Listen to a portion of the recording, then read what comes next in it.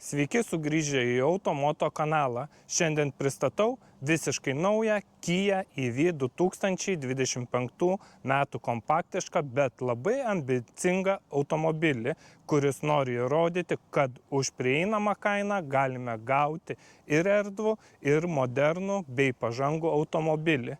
Per artimiausias minutes išnagrinėsime jo dizainą, interjerą, technologijas, tarsime baterijas, važiavimą, komplektacijas ir žinoma, tiksliai pažiūrėsime, ką gausime už kiekvieną išleistą eurą. Įsitaisykime patogiai ir pradedam apžvalgą.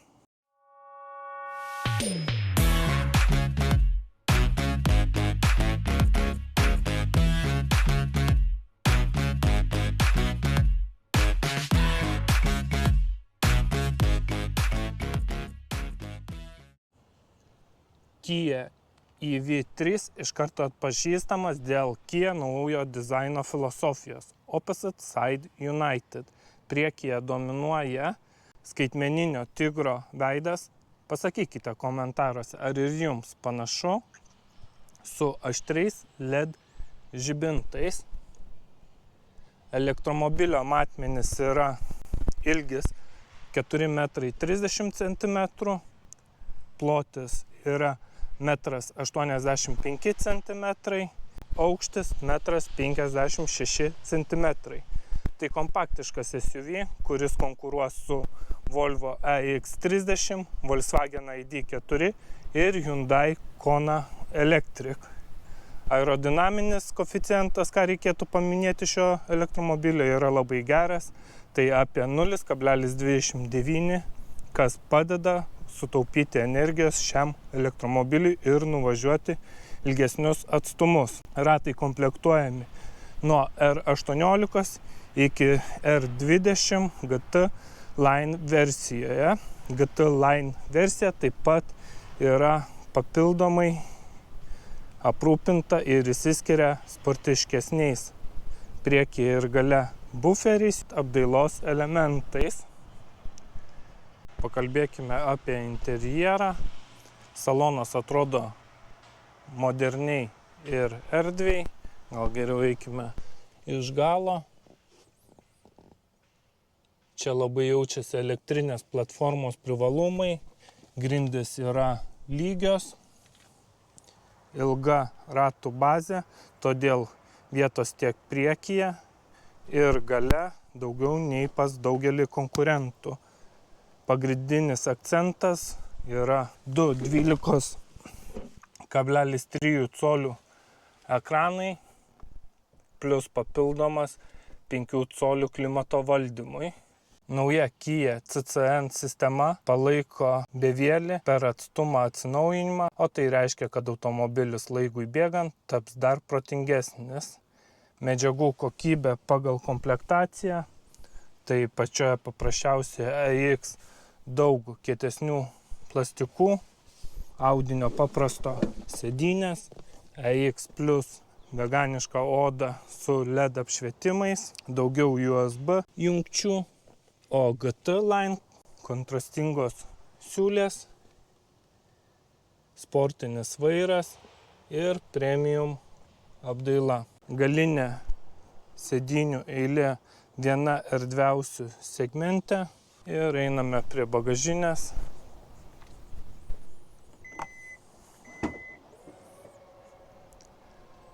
Bagažinės talpa yra 460 litrų, plus dar priekyje atidarius kapotą mus pasitinka maža patalpa pasidėti įkrovimo laidams ar nedideliems daiktams.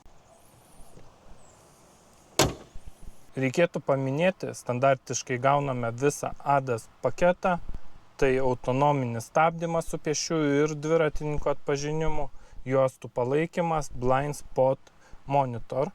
Įdomi funkcija yra Highway Driving Assist, kuri automagistralėje palaiko greitį ir net gali keisti eismo juostas.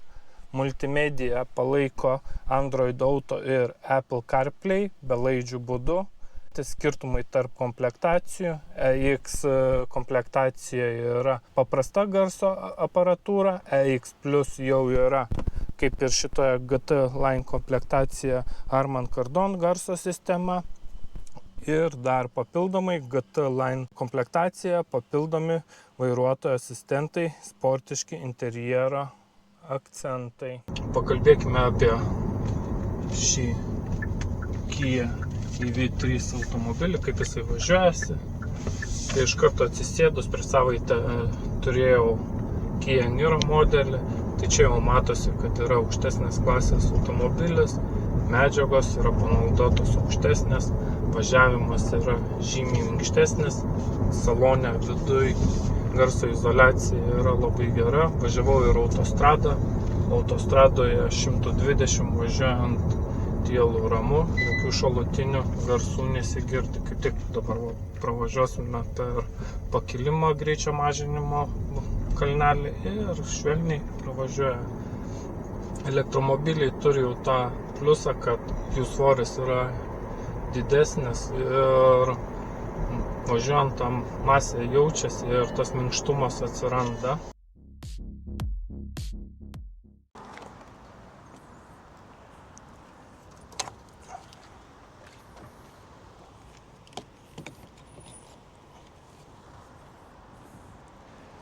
Baltijos šalyse Kia EV3 parduodamas su dviem baterijų tipais.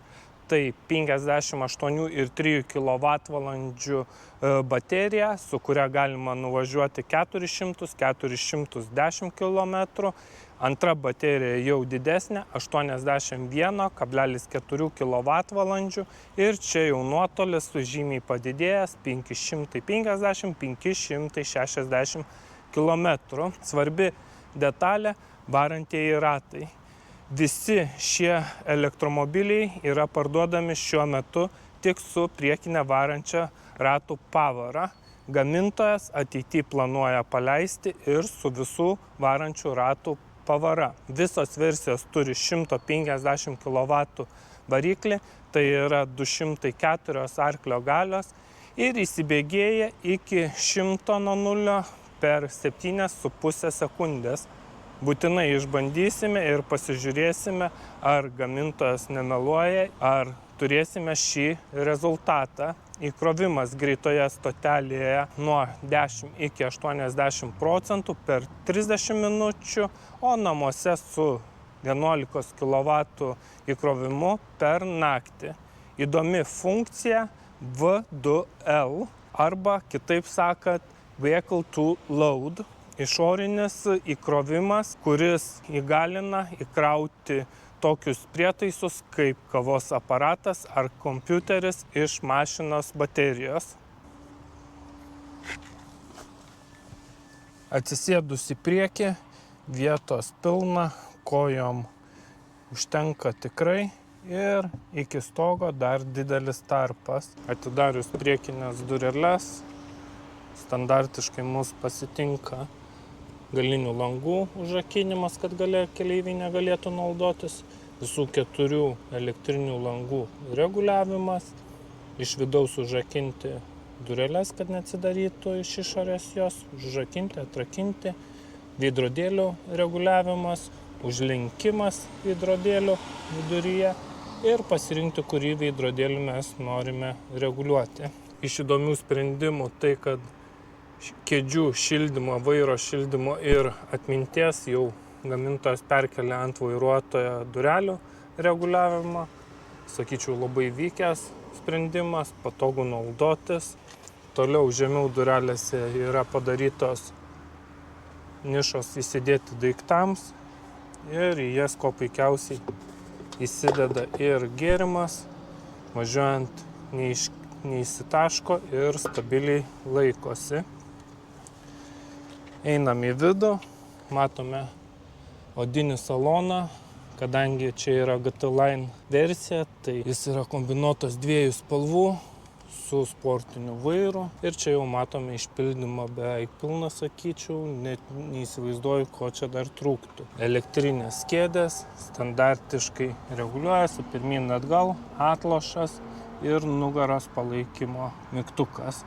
šitas mygtukas, nuspaudus, iš karto kėdė pasistato į poilsio režimą ir patogu jame būti. Paspaudus atgal, sugrįžta į savo pradinę poziciją. Sėdam į vidų ir pakalbėsime, kas čia viduje dar mus pasitinka. Tai čia šone matome reguliavimo šviesų, parkingą, bagažinės holdą ir stabilumo kontrolę įjungti, išjungti. Čia atidaryti kapotui. Atsisėdus į galą kojoms vietos pakankamai, galva dar nesiremi į stogo viršų.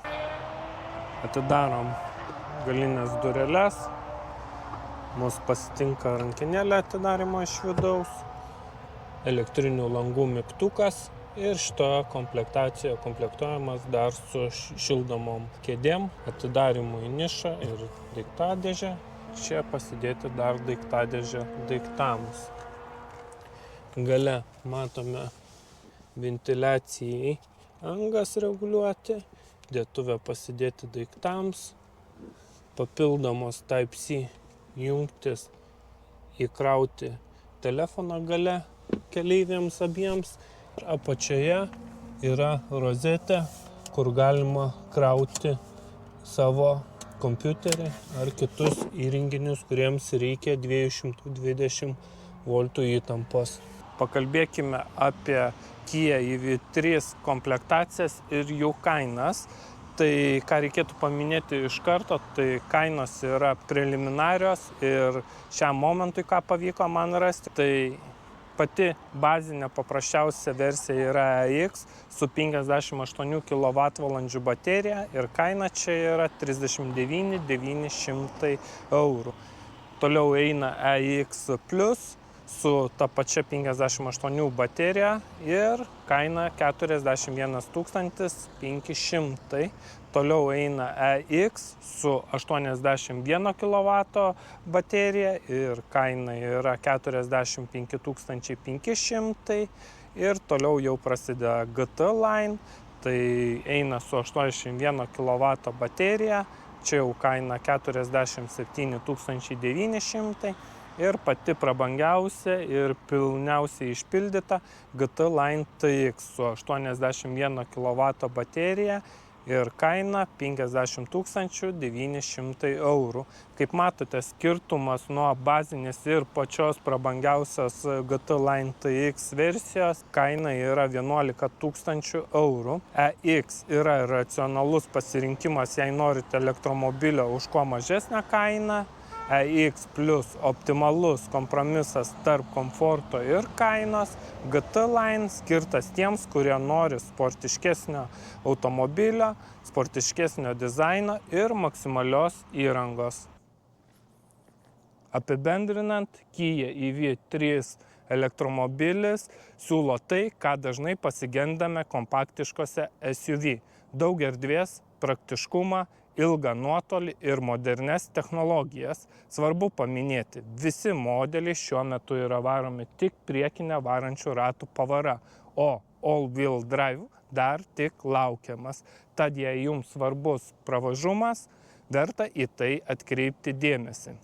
Už maždaug 40 000 eurų gaunate pilnavertį šeimos elektromobilį su visomis reikalingomis technologijomis, o už 50 000 jau prabangiai sukomplektuota GT Line versija. Mano nuomonė, EX Plus su didesnė baterija yra saldus taškas ir kokybės santykis.